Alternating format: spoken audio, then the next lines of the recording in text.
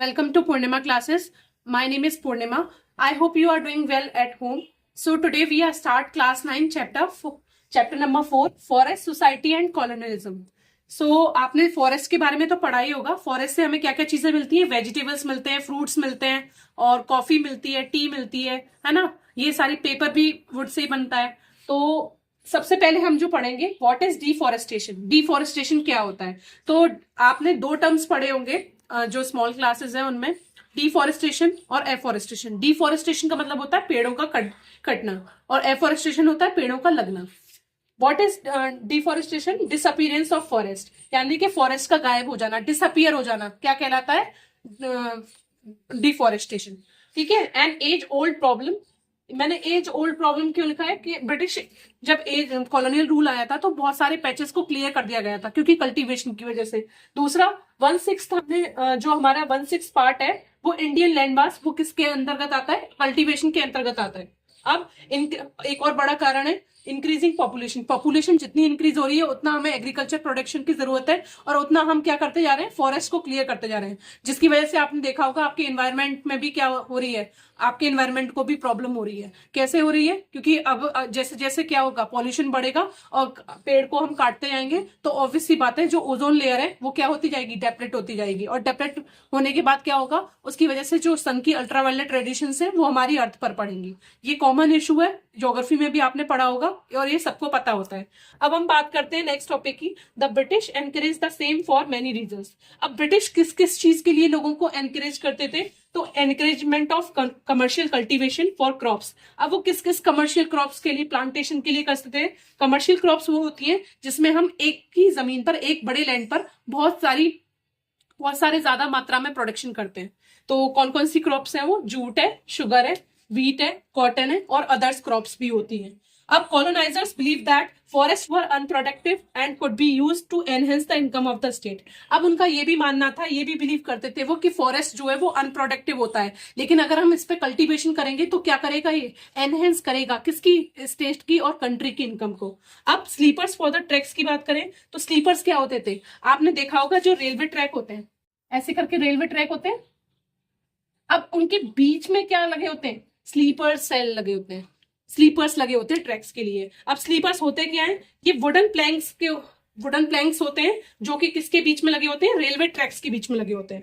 अब आजकल आपने देखा होगा वुड की जगह हम सीमेंट का इस्तेमाल करते हैं. जैसे जैसे टेक्नोलॉजी एडवांसमेंट आता जा रहा है हम उस चीजों को चेंज करते जा रहे हैं.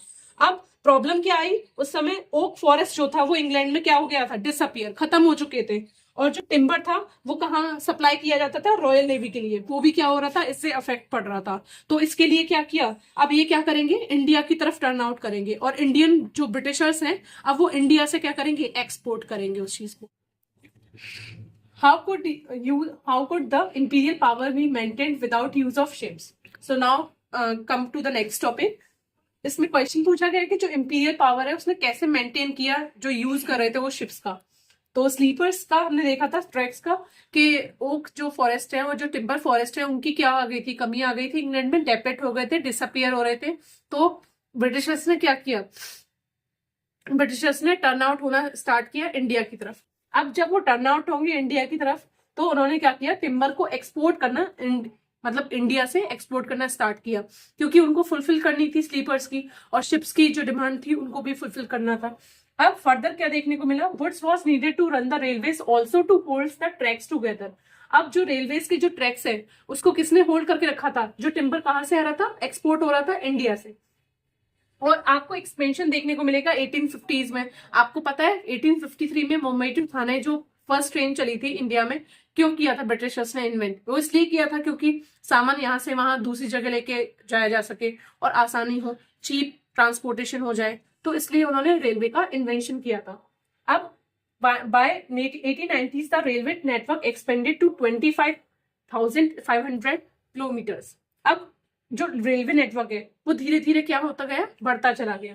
This led to further felling of trees. अब इसकी वजह से क्या हो रहे थे, बहुत सारे ट्रीज को काटा जा रहा था. अब ब्रिटिशर्स क्या कर रहे थे, अपने सेल्फिश मोटिव के लिए तो उस चीज को काट रहे थे, लेकिन अपने फुलफिलमेंट के लिए वो कर रहे थे ये सारे काम. लेकिन विलेजर्स को मना था, रेस्ट्रिक्शंस थी उनके ऊपर. Large areas of natural forest were cleared.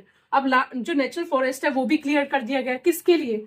T के लिए, कॉफी के लिए, रबर प्लांटेशन के लिए। और ये किस लिए कर रहे थे Britishers? To enhance the income of the state, और अपने सेल्फिश मोटिव के लिए। अब और ये सारी चीजें कहाँ सप्लाई की जा रही थी? यूरोप के अंदर सप्लाई की जा रही थी। नेक्स्ट टॉपिक है राइज ऑफ कमर्शियल फॉरेस्ट्री। अब कमर्शियल फॉरेस्ट्री में क्या देखने को मिलेगा? इनवाइट किया जाता है डाइटरिच ब्रेंडिस को, जो कि क्या है? जर्मन एक्सपर्ट है। उसको क्यों इनवाइट किया गया था? एडवाइस देने के लिए और सजेशन देने के लिए। किस चीज के लिए? यूसेज ऑफ फॉरेस्ट पर और टिम्बर पर। अब ये क्या करेगा? ये एक सिस्टम, ऐसा सिस्टम, रूल्स एंड रेगुलेशंस लेकर आएगा जिसकी वजह से जो विलेजर्स हैं उनके ऊपर रेस्ट्रिक्शंस लग जाएंगी। वो ट्रीज को कट नहीं कर सकेंगे, अपने कैटल्स को ग्रेजिंग के लिए ले जा सकेंगे, पैस्चर मतलब जो चारा है वो भी नहीं खिला सकेंगे। तो ये क्या करता है? ये इंडियन फॉरेस्ट सर्वे को लागू करता है 1864 में।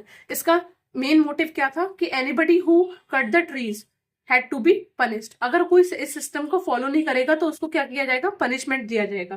और इंडियन फॉरेस्ट सर्विस को रेगुलेट करते करते 1864 में ये हुई थी, तो उसके अंतर्गत एक एक्ट लाया गया था, इंडियन फॉरेस्ट एक्ट, जो 1865 में देहरादून के अंदर आया गया था।